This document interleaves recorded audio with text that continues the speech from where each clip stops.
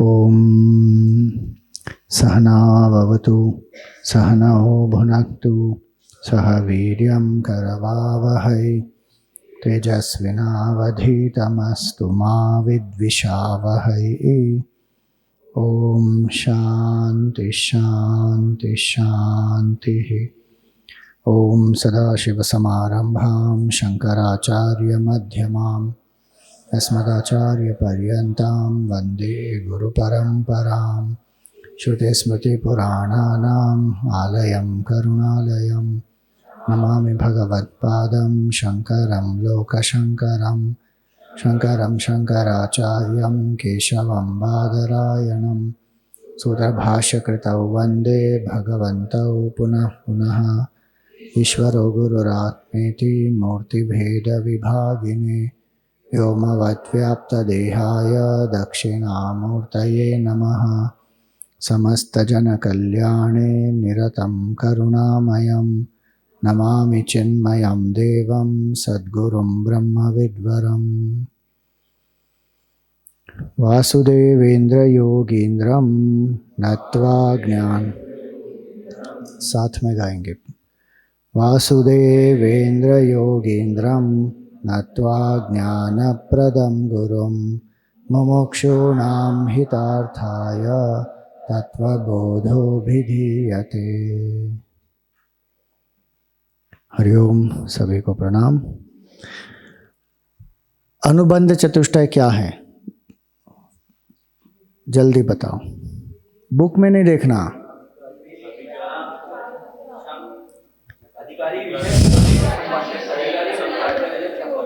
Confuse हो गए ना, विवेक क्षम इत्यादि नहीं आते उसमें।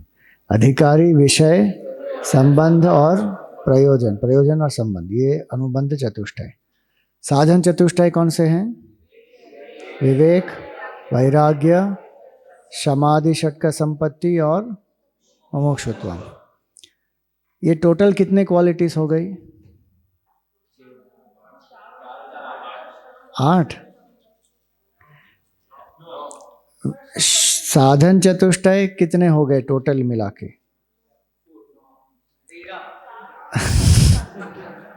साधन चतुष्टय कितने हुए भाई?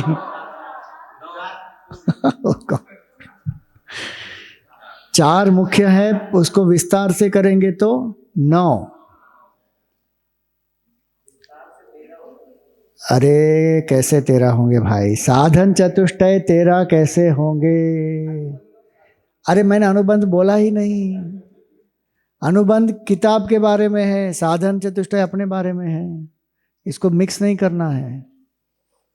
जो ग्रंथ है उसके बारे में है अनुबंध चतुष्टय, कि ग्रंथ का अधिकारी कौन है, उसका विषय क्या है, उसको पढ़ने का प्रयोजन क्या है और संबंध क्या है। उसमें जो अधिकारी है ना, अनुबंध चतुष्टय का अधिकारी, उसमें जो अधिकारी है उस अधिकारी के लक्षण जो है वो है साधन चतुष्टय। वो साधन चतुष्टय कितने हैं? 9 मैक्स टोटल, विस्तार करके 9, अदरवाइज 4, मुख्य रूप से 4। उसमें कोई डाउट है अभी भी?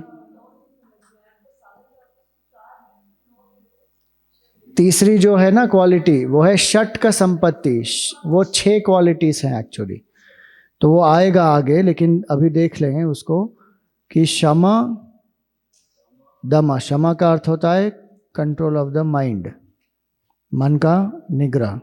दम होता है इंद्रिय संयम। सो क्षमा, दमा। फिर उपरमा या उपरति, दोनों एक है। वो क्या होता है? विड्रॉल, कि मन को किस तरह निग्रहित किया जाए।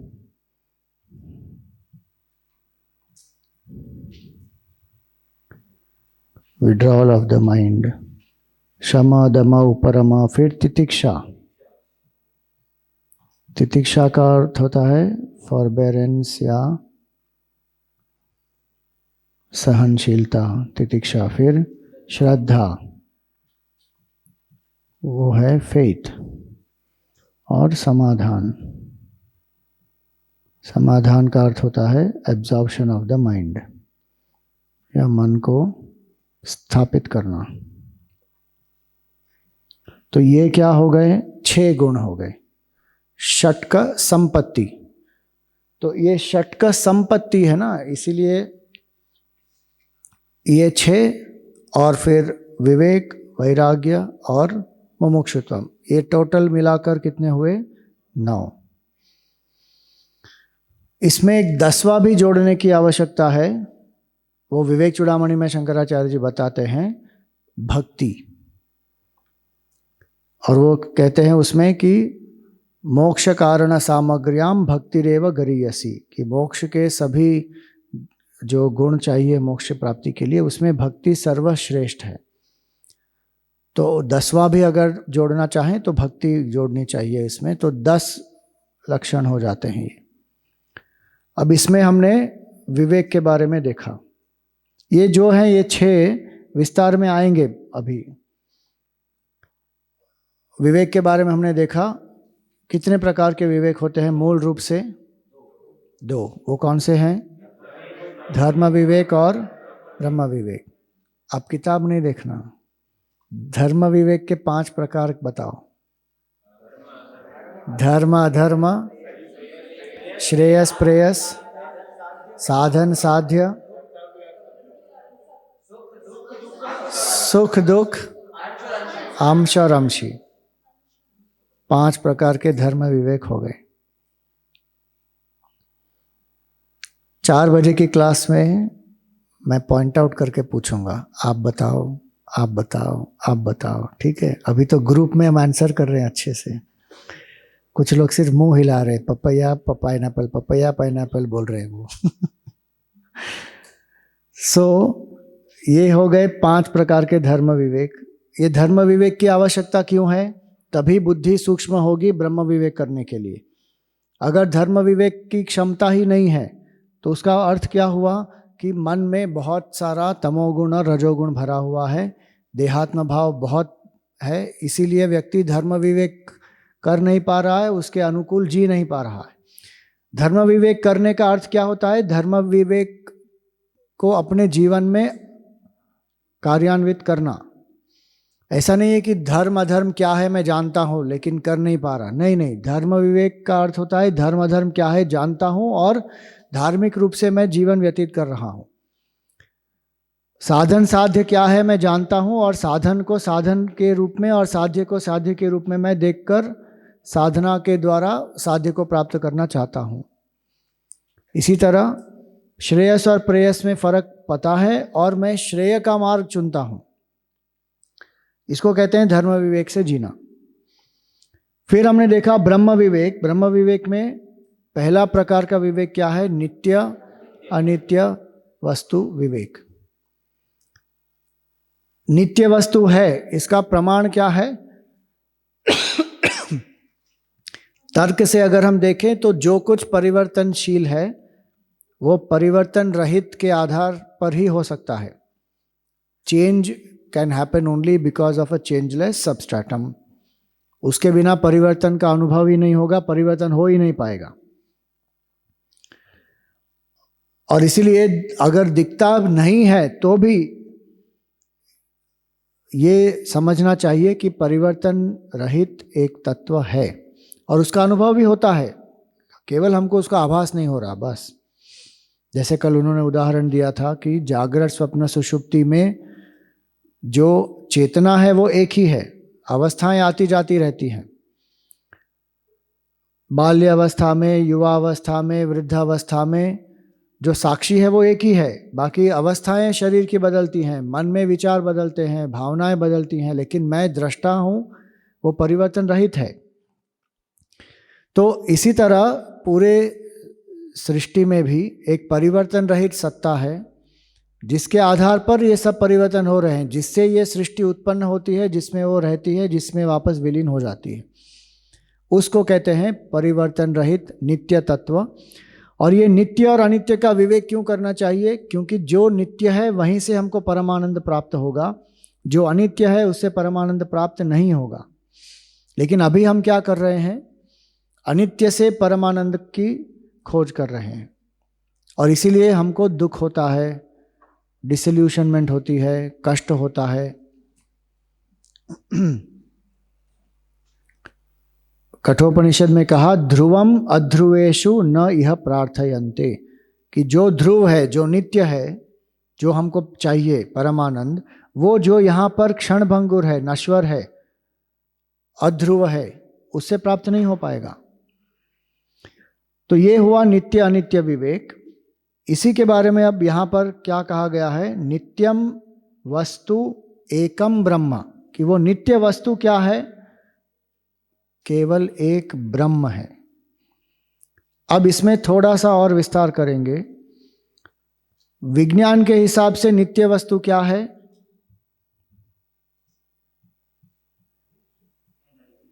Energy, matter. क्या कहते हैं वो, matter is indestructible, cannot be created, cannot be destroyed. और इसीलिए आज लोग क्या कहते हैं, गॉड इज एनर्जी। क्या ये स्टेटमेंट सही है? Is God energy? Relatively it is, okay.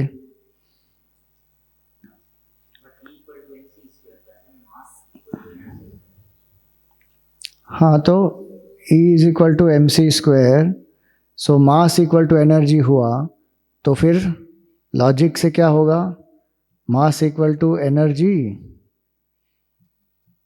Energy equal to God, so God equal to मास।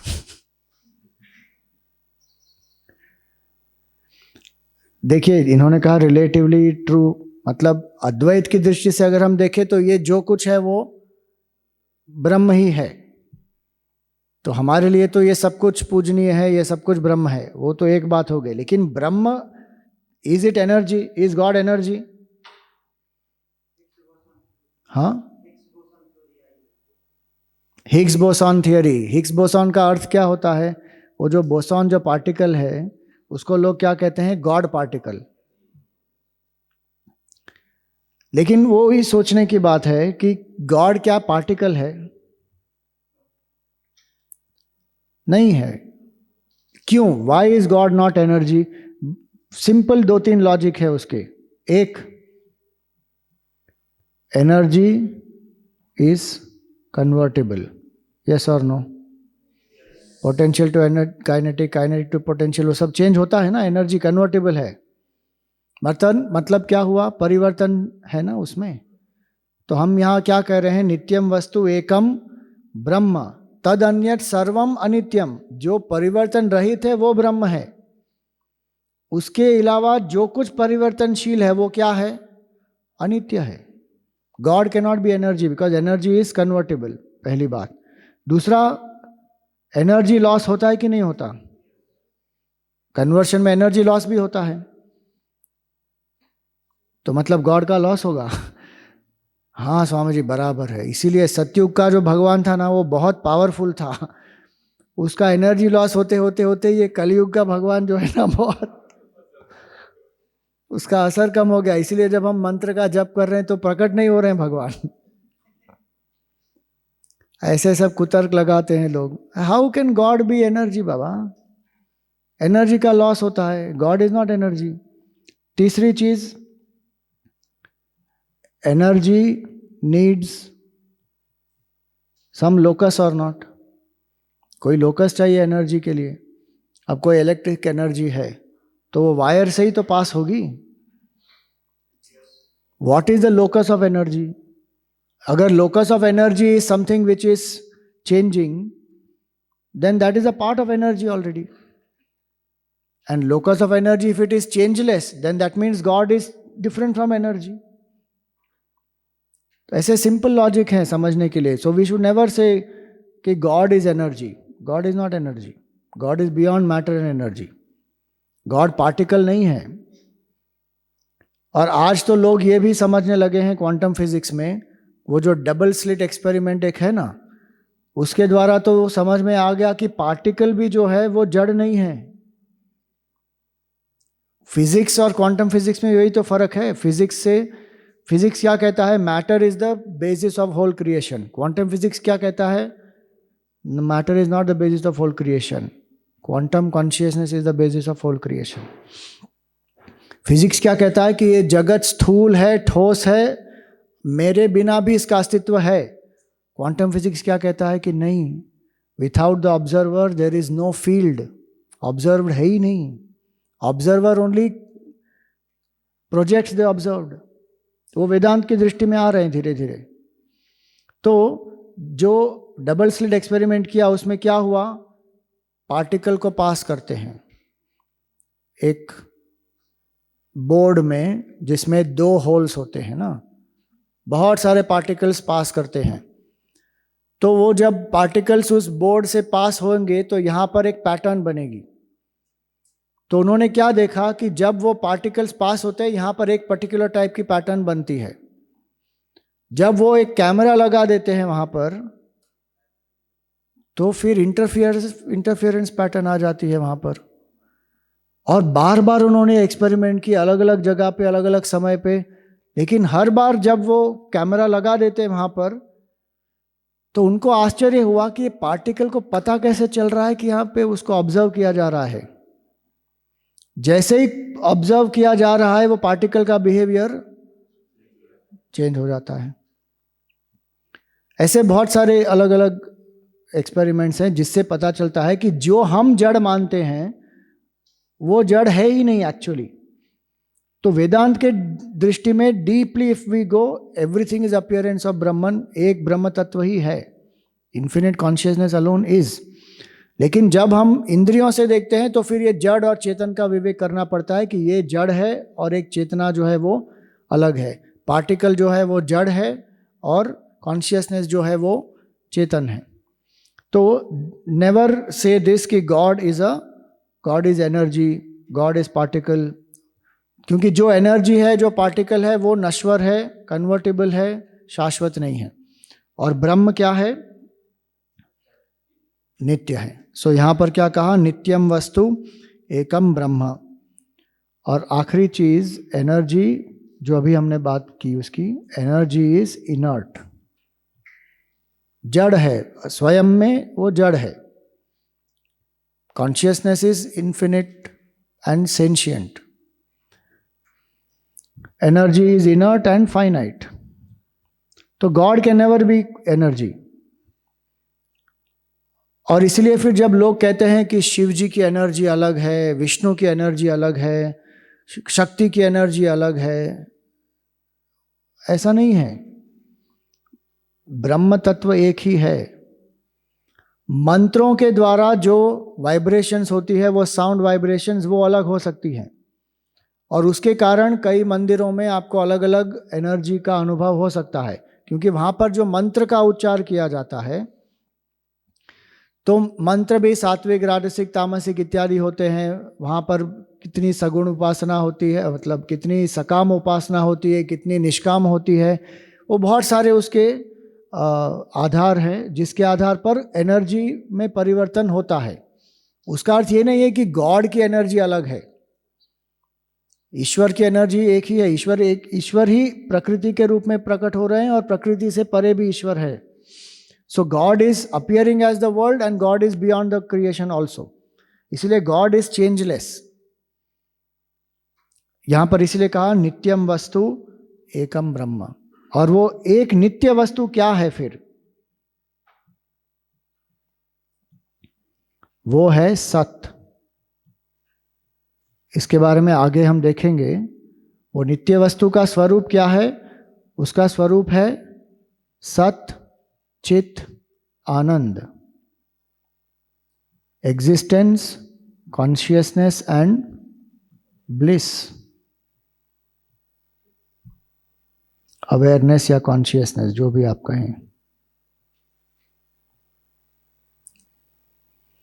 तो ये ब्रह्म है जिसका स्वरूप है सत्य, चित, आनंद, जो नाम रूप से परे है। ब्रह्म का अर्थ क्या होता है? बृहत्वात् ब्रह्म, जो सबसे बड़ा है। देखिए हर चीज में जो बड़ा होता है ना वो एक चीज का वो एडजेक्टिव होता है। जैसे ये छोटा आईपैड है और ये बड़ा लैपटॉप है, तो छोटा क्या हो गया, इसका आईपैड का विशेषण हो गया एडजेक्टिव। बड़ा क्या हो गया, ये लैपटॉप का एडजेक्टिव हो गया। तो वो साइज के हिसाब से उसको हम छोटा बड़ा कहते हैं। जब यहाँ कह रहे हैं कि ब्रह्म जो है वो सबसे बड़ा है, तो ब्रह्म कोई वस्तु नहीं है और ये बड़ा जो है वो उसका कोई विशेषण नहीं है। यहां पर बड़ा जो है वो उसका लक्षण ही है कि जो अनंत है, जिसका कोई मापदंड नहीं कर सकते, इमेजरेबल जो है वो है ब्रह्म। तो बृहत्वात्, और इसकी परिभाषा क्या है, देश काल वस्तु अपरिच्छिन्न।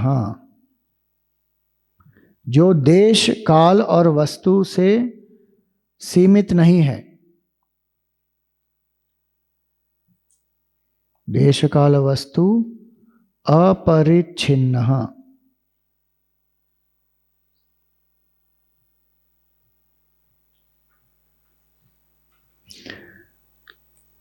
जो भी चीज सीमित होगी इन 3 प्रकारों से वो सीमित होगी। उसमें देश की सीमा होगी, मतलब स्पेस लिमिटेशन। देश की सीमा का अर्थ क्या हुआ, स्पेशियल लिमिटेशन।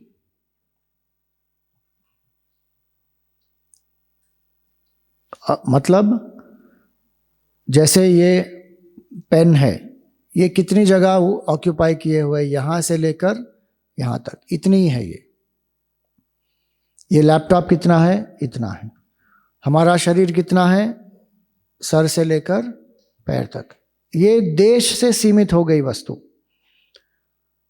कुछ लोग ज्यादा फैले हुए होते हैं, कुछ लोग ज्यादा लंबे होते हैं। इस तरह वो अलग अलग उनके साइजेस जो होती हैं, that is limitation of space. ब्रह्म क्या है, जब हम कहते हैं कि ब्रह्म को देश की सीमा नहीं है, मतलब वो सर्वव्यापी है। सो नो स्पेशल लिमिटेशन, मतलब ऑल परवेसिव, सर्वव्यापी है ब्रह्म। किस रूप में, सत के रूप में, एग्जिस्टेंस के रूप में। हर एक वस्तु का अस्तित्व है, इजनेस है। उसका नाम रूप बदल सकता है, लेकिन pen is, iPad is, computer is, book is, table is, mug is, body is, सब में एक अस्तित्व है ना। वो अस्तित्व जो है वो अविकारी है। ये नाम रूप बदल सकता है, इसको आप तोड़ के कुछ और बना सकते हैं, इसको आप तोड़ के कुछ और बना सकते हैं, लेकिन इसमें जो अस्तित्व है वो उसको मिटा नहीं सकते, वो तो हमेशा रहेगा। उस अस्तित्व को हम ब्रह्म कहते हैं। साइंस क्या कहता है कि matter itself is indestructible, but Vedanta ये नहीं मानता, मैटर इज डिस्ट्रक्टिबल। प्रलय के समय तो पूरी की पूरी सृष्टि क्या हो जाती है, लुप्त हो जाएगी, पूरी सृष्टि लुप्त हो जाएगी। साइंस में भी अब वो मान रहे हैं कि expansion and contraction, universe goes through the cycle of expansion contraction. तो बिग बैंग से शुरू होता है, एक्सपैंड होता है, फिर एक समय में वो फिर कॉन्ट्रैक्ट होके वापस एक डॉट बन जाता है, वापस एक्सपैंड होगा, वापस कॉन्ट्रैक्ट होगा। तो अगर वो देखें तो साइंस की दृष्टि से भी matter is destructible. Traditional physics कहता है कि matter is not destructible, not the updated one. तो जहां पर ये देश की कोई सीमा नहीं है, जो विकार रहित है, जो सत है, जो सर्वव्यापी है, नाम रूप न रहने पर भी जो रहता है वो ब्रह्म है, जिससे बाकी सब नाम रूप उत्पन्न होते हैं, वो ब्रह्म है। काल की परिच्छिन्नता नहीं है, उसका अर्थ क्या है, टाइम लिमिटेशन नहीं है। अर्थात जो कल, आज और कल सेम रहेगा, जो भूत, वर्तमान और भविष्य में बदलता नहीं है, वो क्या है, ब्रह्म है। बाकी हर चीज समय में बदलती है कि नहीं, हमको लगता है कि नहीं बदल रही है, लेकिन वो एक्चुअली हर क्षण बदल ही रही है। इसलिए काल की परिच्छिन्नता जिसमें नहीं है, जो हर समय में एक समान है, और इसलिए ये है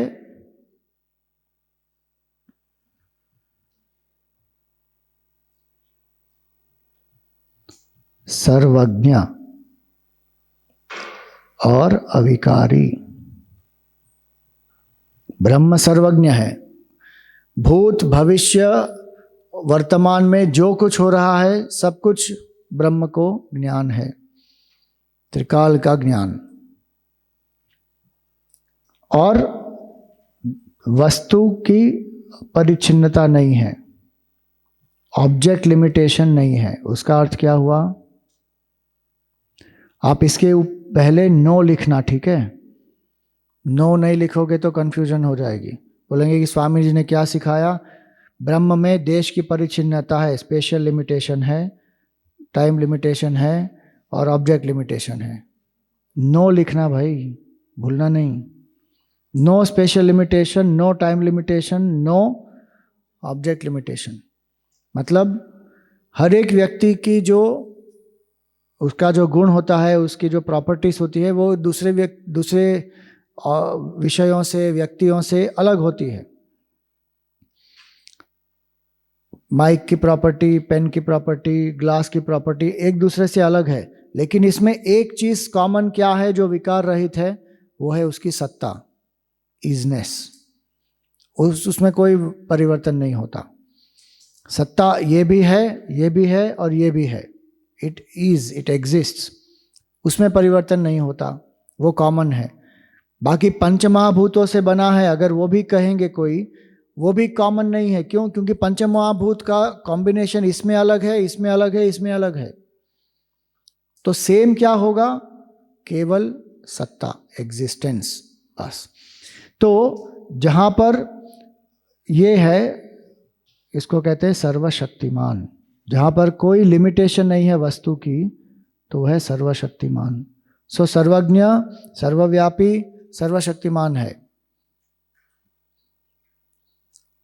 तो ब्रह्म इसको कहते हैं नित्यम वस्तु एकम ब्रह्म। ये एक ब्रह्म ही है जो नित्य है, बाकी सब कुछ जो है वो अनित्य है। उसका अर्थ क्या हुआ? शरीर भी अनित्य है, मन अनित्य है, बुद्धि अनित्य है, जो विषय है संसार में वो अनित्य है, वस्तु अनित्य है, परिस्थिति अनित्य है, सब कुछ अनित्य है। हम क्या समझते हैं कि बाह्य जगत अनित्य है, मैं तो नित्य हूं, ये कंफ्यूजन होता है। ये शरीर मन बुद्धि भी किसका भाग है? ये जगत का ही भाग है। ब्रह्म की दृष्टि से ये भी जगत ही है, तो ये अनित्य है। तो इसलिए यहां पर ये कहा नित्यम वस्तु एकम ब्रह्म, तद अन्यत तद व्यतिरिक्तम सर्वम अनित्यम। उसके अलावा सब कुछ अनित्य है। अयम एवं नित्य अनित्य वस्तु विवेकः। इसको कहते हैं नित्य और अनित्य वस्तु का विवेक। इसमें कोई संदेह है?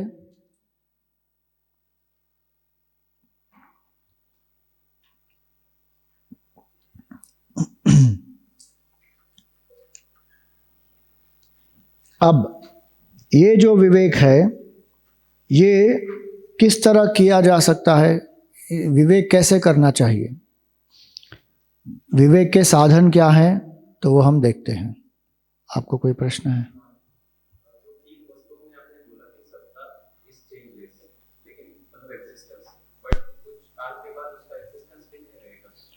उस रूप में नहीं रहेगा।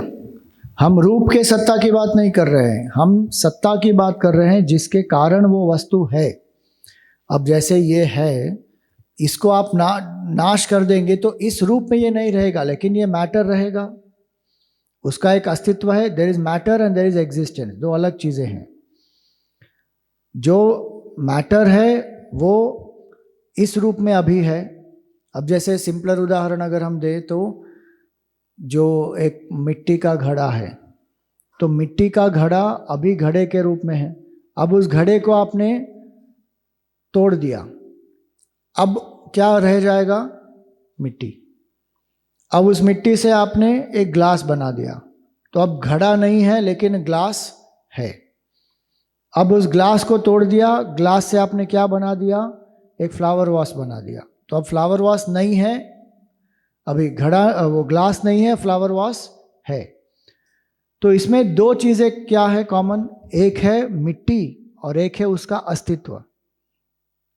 दो अलग चीजें हैं। मिट्टी जब तक सृष्टि है तब तक रहेगी, जब सृष्टि नहीं है तो मिट्टी भी नहीं रहेगी, लेकिन अस्तित्व रहेगा। जिससे ये मिट्टी उत्पन्न हुई है वो अस्तित्व है, वो सत्ता है, और हमेशा रहेगी। मन में अगर हम देखें तो विचार उत्पन्न होते हैं चेतना से, चेतना से विचार उत्पन्न होते हैं, चेतना के कारण हम विचार को जानते हैं और उसी चेतना में विचार का लय होता है। तो विचार आते जाते रहते हैं, लेकिन जो चेतना है वो बनी रहती है हमेशा। इसलिए विचार ना हो तो भी चेतना है। समाधि में विचार नहीं होते लेकिन मैं हूं, सुषुप्ति में विचार नहीं होते लेकिन मैं हूं। तो वो मैं जो है वो उसका अस्तित्व है, उसकी एक सत्ता है और उसका चैतन्य स्वरूप है। इसी तरह इसमें भी जो अस्तित्व है वो कॉमन है, वो चेंज नहीं होगा। मैटर का फॉर्म चेंज होते रहेगा, और वो मैटर भी तब तक रहेगा जब तक सृष्टि व्यक्त है। जब सृष्टि अव्यक्त हो जाएगी तो वो मैटर भी नहीं रहेगा, लेकिन जो सत्ता है वो रहेगी, जिससे ये सब उत्पन्न हुआ, उसको सत कहते हैं। और कोई प्रश्न? तो अब देखते हैं कि विवेक को कैसे हम अपने अंदर कल्टीवेट कर सकते हैं।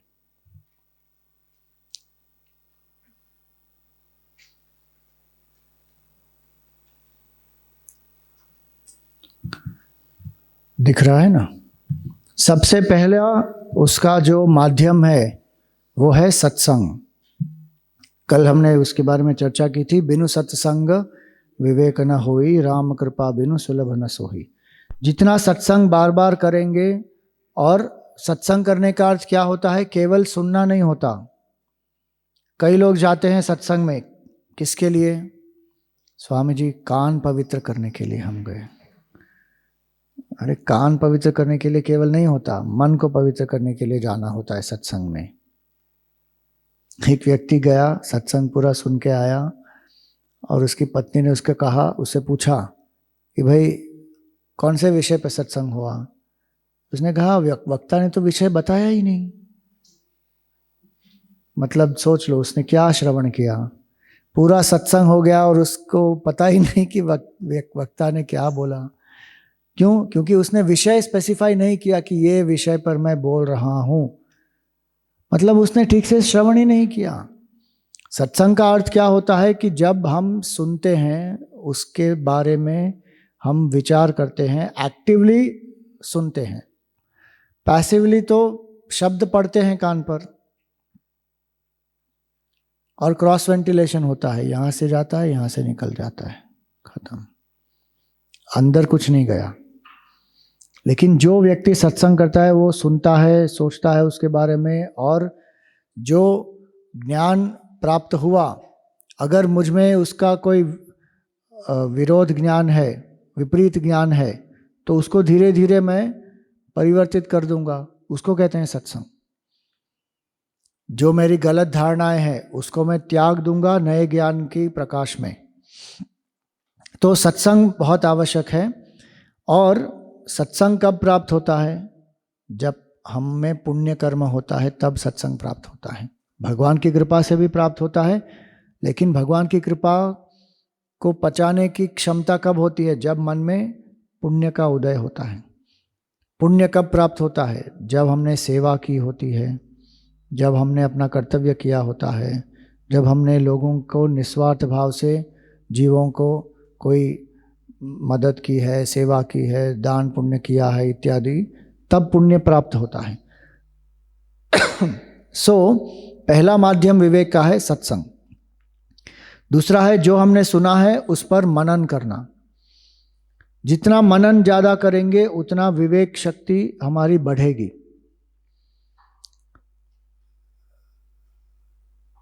चार स्टेजेस में ज्ञान उत्पन्न होता है। और वो 4 स्टेजेस क्या है? पहले 25% जो ज्ञान उत्पन्न होता है वो श्रवण से उत्पन्न होता है। आचार्यात पादम आदत्ते, एक गुरु का श्रवण जब हम करते हैं 25% जो है वो आचार्य के श्रवण से होता है। आचार्य को श्रवण करने से, आचार्य के श्रवण से नहीं होगा, आचार्य को श्रवण करना पड़ेगा। बोले नहीं आचार्य का श्रवण हो गया उससे मुझे 25% मिल गया, नहीं नहीं, आचार्य को श्रवण करना। तो 25% ज्ञान श्रवण से मिलता है। और वो श्रवण कैसे होना चाहिए? जैसे हमने कहा अभी, एक्टिवली सुनना है। बाकी 25% का कैसे होगा? स्वयं मनन करने से होगा। अपने आप मुझे मनन करना है कि जो मैंने सीखा, क्या बोला उसमें सत्संग में, ये क्यों ऐसा है, इसके पीछे तर्क क्या है, इसके उदाहरण क्या है, इसका महत्व क्या है, इसको हम अपने जीवन में हम कैसे उतारें। तो ये मनन करना है और उसमें जो गलत धारणा है उसको त्यागना है। बाकी 25% और कहाँ से होता है? जो सहपाठियों के साथ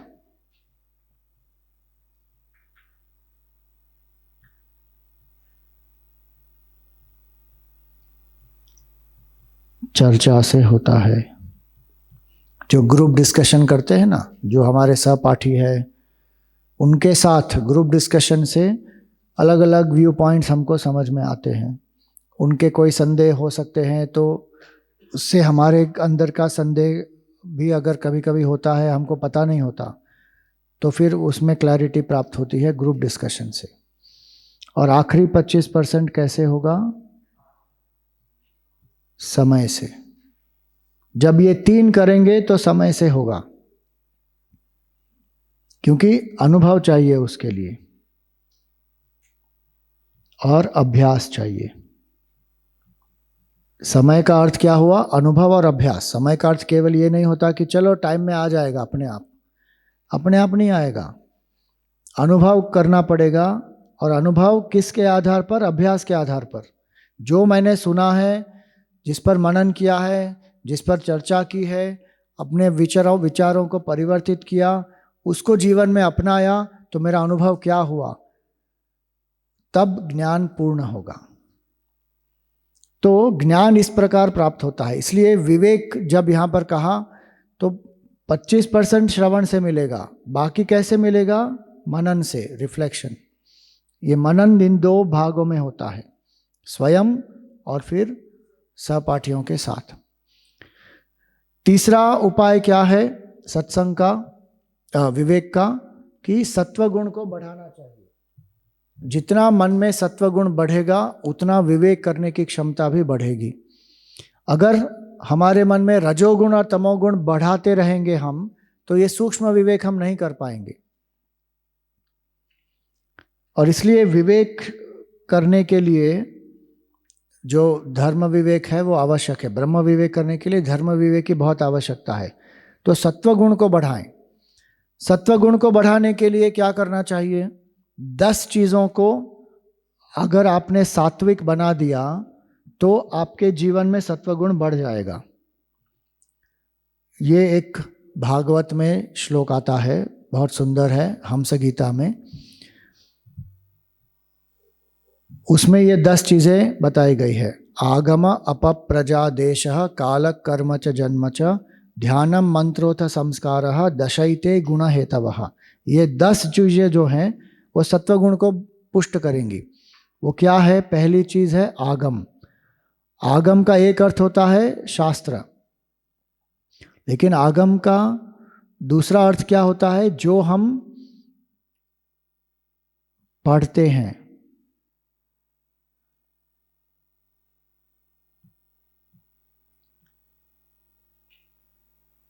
सिंपल है, उसमें इनपुट क्या है हमारा, क्या हम पढ़ रहे हैं, क्या हम देख रहे हैं, क्या हमने इनपुट लिया। इंद्रियों से क्या सुन रहे हैं, क्या देख रहे हैं, क्या पढ़ रहे हैं, क्या ब्राउज कर रहे हैं, कौन सी रील देख रहे हैं, सब इनपुट क्या है। अगर वो इनपुट सात्विक नहीं है तो फिर आउटपुट सात्विक कैसे होगा। तो पहली चीज आगम। दूसरी है अप। अप का अर्थ होता है पानी। पानी यहां पर किसका संकेत है? पानी और अन्न। मैं क्या खा रहा हूं, क्या पी रहा हूं। अगर सात्विक भोजन करेंगे तो मन सात्विक होगा। ऐसा नहीं कह रहे हैं कि हमेशा केवल सात्विक ही खाया करो।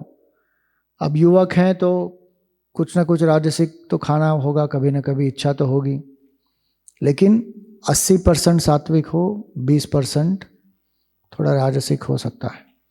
स्वामी जी तामसिक, तामसिक तो वर्जित है। क्यों करना है तामसिक? सड़ा हुआ खाना क्यों खाएंगे, क्यों पिएंगे? कोई आवश्यकता ही नहीं है, लेकिन लोग करते हैं। सात्विक, राजसिक, तामसिक आहार के बारे में अगर जानना हो तो गीता के 70वें अध्याय में उसके बारे में पढ़ लेना। मेरे पास अब समय की कमी है इसलिए उसमें विस्तार से नहीं जाएंगे। आगम अप, तीसरी चीज है प्रजा। प्रजा का अर्थ यहां पर क्या हुआ? संग। हमारा संग कैसा है? लोग पीयर प्रेशर में बहुत कुछ कर लेते हैं कि नहीं? जैसा संग वैसा रंग वैसा ढंग, सीधी बात है। नहीं नहीं स्वामी जी, मुझ में ये क्षमता है कि मैं तामसिक लोगों को भी सात्विक बना दूंगा। अगर आप में इतनी क्षमता है तो बहुत अच्छी बात है, लेकिन साधारणतर क्या होता है, सात्विक व्यक्ति राजसिक तामसिक लोगों के बहकावे में आकर राजसिक तामसिक हो जाता है, क्योंकि सत्वगुण को मेंटेन करना बहुत सूक्ष्म होता है। रजोगुण तमोगुण के लिए तो आसानी से मन उसमें गिर जाता है, फंस जाता है। इसीलिए कंपनी बहुत मैटर करती है कि कौन सी कंपनी है आपके पास, कैसे लोग हैं, उनके विचार क्या हैं, क्या वो धर्म से जीते हैं, क्या उनमें साधना का भाव है, साधक का भाव है। और ऐसे लोग भी हैं, हमको इसकी डिमांड हो तो हम ऐसे लोग पहचान लेंगे। कम हो तो भी कोई बात नहीं, लेकिन ऐसे लोगों की कंपनी हमेशा अच्छी होती है उन लोगों की तुलना में जो बहुत सारे हो सकते हैं हमारे मित्र, लेकिन बहुत सारा रजोगुण तमोगुण है और हमको बहिर्मुखी बनाते रहते हैं। तो आगम अप प्रजा। फिर देश। देश का अर्थ होता है जगह। कौन सी जगह आप समय ज्यादा बिताते हैं? राजसिक जगह पे जाते हैं, तामसिक जगह पे जाते हैं, सात्विक जगहों पे जाते हैं। ज्ञान प्राप्त करने के लिए आश्रमों में जाते हैं, मंदिर में जाते हैं, सत्संग में जाते हैं। केवल अध्यात्म ज्ञान नहीं, अगर आपको कोई हॉबी सीखनी है, कुछ लर्न स्किल सीखना है, तो ऐसी जगहों पर जाते हैं जहाँ से हमको ज्ञान प्राप्त हो, स्किल प्राप्त हो। या फिर ऐसी जगहों पर जाते हैं जहाँ पर ज़्यादा से ज़्यादा इनसिक्योरिटी बढ़ती है, कंपैरिजंस होती है, हमको एक असुरक्षितता का भाव होता है, इन्फीरियॉरिटी होती है, यहाँ लोभ बढ़ता है। या ऐसी तामसिक जगहों पर जाते हैं जहाँ पर एकदम डल हो जाते हैं, सुस्त हो जाते हैं, मंद हो जाते हैं। कौन सी जगह पर हम कितना समय बिताते हैं? मैक्सिमम सात्विक जगह पर, फिर राजसिक जगह पर, तामसिक जगह का वापस वर्जन। आगम अप प्रजादेश काल। काल का अर्थ होता है यहाँ पर समय। कौन से समय पर मैं क्या कर रहा हूँ, ये सत्व रजस तमस के आधार पर पूरे दिन की जो हमारी दिनचर्या है वो कैसी होनी चाहिए। तो हमारे शास्त्रों में क्या कहा कि 24 घंटों को 8 प्रहरों में बांटा हुआ है, 3-3 घंटे के 8 प्रहर। सुबह 3 बजे से लेकर 6 बजे तक सत्वगुण प्रधान तो सात्विक कर्म उस समय करना चाहिए। ध्यान है, पूजा है, भजन है, रिसर्च है, पोएट्री है, कविता है, जो भी कुछ सात्विक कर्म आप उस समय कर सकते हैं, उससे ज़्यादा लाभ होगा मैक्सिमम। सुबह 6 बजे से लेकर शाम के 6 बजे तक, एक्चुअली सत्वगुण 3 बजे से 9 बजे तक बहुत होता है। 9 बजे से लेकर 6 बजे तक शाम को रजोगुण प्रधान होता है। उस समय कर्म करना चाहिए। उस समय व्यक्ति को मैक्सिमम हार्ड वर्क भी करना चाहिए। और रात को, शाम को 6 बजे से लेकर सुबह 3 बजे तक तमोगुण धीरे धीरे धीरे धीरे बढ़ते जाता है। तो ये पूरा जो चल रहा है वो किसके आधार पर चल रहा है? सूर्य के आधार पर चल रहा है। आजकल साइंस में भी ये कहते हैं ना कि सर्केडियन रिदम है। बॉडी का जो सर्केडियन रिदम है वो किस हिसाब से रेगुलेट होता है? सूर्य के हिसाब से। जैसे सूर्य अस्त होना शुरू होता है वैसे प्रकाश कम होता है, तो हमारी जो आँख है लाइट लेना कम कर देती है, तो उससे ऑटोमेटिकली बॉडी में जो हार्मोन्स है वो शट डाउन होना शुरू हो जाते हैं। और इसीलिए खाना जो है वो सूर्यास्त के समय ख़त्म कर देना चाहिए। जितना देर से खाते हैं उतना सेहत के लिए अच्छा नहीं है, क्योंकि जो बॉडी है वो शट डाउन मोड में जाना शुरू करता है। तो समय के हिसाब से सात्विक समय पर अगर सात्विक कर्म किया जाए तो साधना में वृद्धि होगी। आजकल तो क्या होता है, सात्विक समय पर तामसिक कर्म कर रहे हैं। सूर्योदय के लिए स्पेशली वेकेशन में जाएंगे तब सूर्योदय देख सकते हैं वो लोग, कोई स्पॉट में जाकर, सनराइज स्पॉट में। नहीं तो रेगुलरली तो उठते हैं 9 बजे 10 बजे, सोते हैं 2 बजे 3 बजे,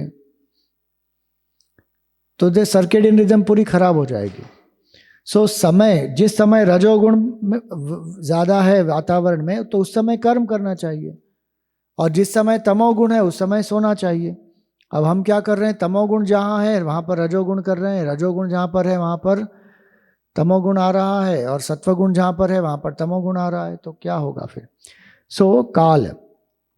फिर है कर्म। कर्म का भाव क्या है हमारा? क्या हम ईश्वर अर्पण भाव से कर्म कर रहे हैं तो सात्विक है, केवल अपने लिए कर रहे हैं तो राजसिक है, और जो कर्तव्य है वो नहीं कर रहे हैं तो क्या है? वो तामसिक। तो कर्म का भाव,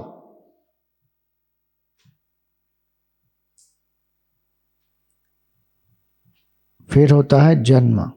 जन्म का अर्थ यहाँ क्या हुआ? इनिशिएशन। इनिशिएशन को क्या कहते हैं? कोई आपको किसी में दीक्षित कर रहा है, इनिशिएट्स यू। चलो चलेंगे भाई डिस्को में, और आज 10 शॉट ट्राई करेंगे। वो आपको इनिशिएट कर रहे हैं उसमें। कोई आपको ले जाएगा कहाँ पे? गैम्बलिंग के लिए, हॉर्स राइडिंग। ये तामसिक इनिशिएशन हो गए। कोई राजसिक इनिशिएशन में ले जाएगा, बोले चलो हमारे साथ स्टॉक मार्केट में ट्रेडिंग करते हैं। और कोई सात्विक इनिशिएशन करेगा, बोले चलो आध्यात्मिक सत्संग में चलो, मंदिर चलो। तो अलग अलग जो इनिशिएशंस होते हैं, कोई आपको कोई स्किल में इनिशिएट करेगा, कोई आपको कोई पैसे बनाने में इनिशिएट करेगा। अलग अलग प्रकार के इनिशिएशंस होते हैं। जितना सात्विक जन्म होगा उतना अच्छा हमारे लिए होगा। ध्यानम। ध्यानम का एक अर्थ होता है जो हम कहते हैं मेडिटेशन, वो कि आप किस पर ध्यान करते हैं उसके गुण आपके अंदर आ जाएंगे। कुछ लोग तमोगुण, जो भूत प्रेत पिशाच होते हैं, इसका भी ध्यान करते हैं। कुछ लोग राजसिक ध्यान भी करते हैं, जिससे उनको पैसा मिले, कीर्ति मिले, पद प्रतिष्ठा मिले। और कुछ लोग भगवान का ध्यान करते हैं। सत्वगुण प्रधान जो होते हैं वो भगवान का ध्यान करते हैं, भक्ति उत्पन्न करते हैं, शरणागति, उनको मोक्ष चाहिए। तो एक अर्थ हुआ ध्यान उसका। दूसरा अर्थ ध्यान का क्या हुआ कि आपका फोकस किस पर है, आपको अपने जीवन में क्या प्राप्त करना है। क्या आपका फोकस सात्विक चीजों पर है या राजसिक चीजों पर है या तामसिक चीजों पर है। नौवा हुआ मंत्र। मंत्र का एक फॉर्मल ये अर्थ क्या होता है, जो हम मंत्र का जप करते हैं ना वो, तो इसमें भी राजसिक तामसिक सात्विक मंत्र होते हैं। सात्विक मंत्र कैसे होते हैं, जो ओम है, ओम नमः शिवाय है, मृत्युंजय मंत्र है, गायत्री मंत्र है, दुर्गा का मंत्र है, ये सब सात्विक मंत्र हैं। राजसिक मंत्र कौन से होते हैं, जो स्पेसिफिकली रजोगुण के वृद्धि के लिए होते हैं, जो धन के लिए होते हैं, ऐश्वर्य के लिए होते हैं, जो देवताओं के स्पेसिफिक मंत्र होते हैं, कुबेर मंत्र है, लक्ष्मी के मंत्र हैं इत्यादि, जो धन प्राप्ति के लिए या पद प्रतिष्ठा के लिए है वो। और तामसिक के कौन से होते हैं, जो वशीकरण के लिए, मारण विद्या होती है और वो सब जो विद्या है वो तामसिक मंत्र होते हैं। तो एक अर्थ हो गया मंत्र का ये, और दूसरा मंत्र का अर्थ क्या हुआ, सेल्फ टॉक। आप अपने बारे में अपने आप से क्या बात करते हैं, आपकी धारणा आपके बारे में क्या है, जो आप बार बार दोहराते हैं अपने आप मन में। क्या आप अपने आप को ये कहते हैं कि मैं अच्छा हूँ, मैं I am loving, I am वर्दी, मैं आत्मविश्वासी हूँ, मैं निर्भय हूँ। क्या ये आपकी सेल्फ टॉक है, या आप अपने आप का तिरस्कार करते हैं कि मैं तो बेकार हूँ, मुझसे कुछ नहीं हो सकता, मैं तो इतना भयभीत हूँ, मेरे जीवन में क्या तो मैं कर लूँगा। ऐसे जो नकारात्मक भाव होते हैं, तो वो सेल्फ टॉक जितना नेगेटिव होगा उतना व्यक्ति निर्बल होगा, दुर्बल होगा। सेल्फ टॉक जितना पॉजिटिव होगा कि भगवान ने मुझे इतनी क्षमताएं दी है, मैं एक अच्छा व्यक्ति हूँ, मैं धर्म का पालन करता हूँ, मैं निर्भय हूँ, मैं साधक हूँ, ये सकारात्मक भाव है। और आखिरी है संस्कार। संस्कार का अर्थ क्या हुआ, फॉर्मली जो हम उसको सैक्रामेंटल राइट कहते हैं, जो षोडश संस्कार है ना, एक अर्थ उसका ये होता है कि षोडश संस्कार किए हैं जीवन में। हर एक संस्कार में हम भगवान का आवाहन करते हैं और वो व्यक्ति पुष्ट होता है। संस्कार का दूसरा अर्थ क्या होता है, हमारी जो वासनाएं हैं ना, संस्कार बार बार जो दोहराते हैं फिर वो वासना बन जाती है। तो क्या मेरे मन में सात्विक संस्कार है कि मुझे सत्वगुण प्रधान इच्छाएं उत्पन्न होती हैं, तो उसका अर्थ है कि मेरे मन में सात्विक संस्कार है। रजोगुण प्रधान इच्छाएं होंगी तो मेरा मन राजसिक है। तमोगुण प्रधान इच्छाएं उत्पन्न होंगी तो उसका मतलब मेरा मन तामसिक है। तो ये 10 चीजें अगर सात्विक बन जाएंगी तो जीवन में सत्व की वृद्धि हो जाएगी। तो ये मैं आपको एक डॉक्यूमेंट भेज दूंगा, वो मेरे पास हिंदी में नहीं है, इंग्लिश में ही बनाया हुआ है। इसी के बारे में 10 चीज़ों का उसमें उल्लेख है और हर चीज़ का सात्विक राजसिक तामसिक एक एक्सप्लेनेशन दिया गया है। तो 3 चीज़ें हमने देखी विवेक के लिए, सत्संग आवश्यक है, स्वयं का मनन आवश्यक है और सत्वगुण को बढ़ाना है। और चौथी चीज़ है विवेक, जो नित्य अनित्य वस्तु का विवेक कैसे होगा, जब हम इन 4 चीज़ों पर विशेष करके मनन करेंगे। जगत की क्षणभंगुरता के बारे में,